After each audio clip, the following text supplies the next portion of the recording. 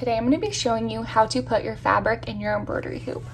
I am using 2 layers of cotton embroidery fabric.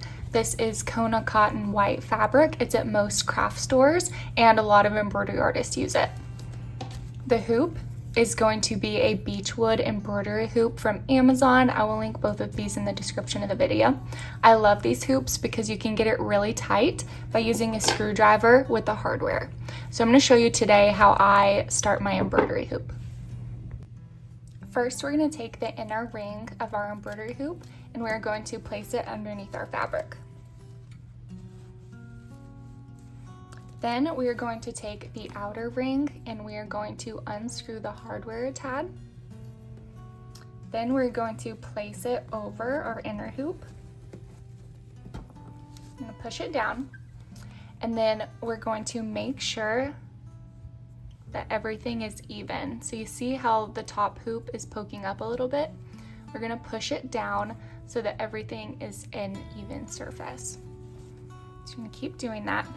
Now I'm gonna tighten my hardware. So I said I'm using a Beechwood hoop, so you're able to get it really tight, and this helps with the stitching experience because your fabric's not gonna keep concaving and it's not gonna like fall into the ring when you're stitching and become loose. So we are going to tighten our hoop with our screwdriver,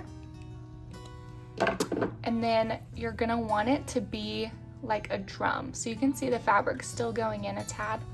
So I'm going to tighten my fabric all the way around the ring. So I'm just going to pull the fabric outwards so that it is tighter in the middle.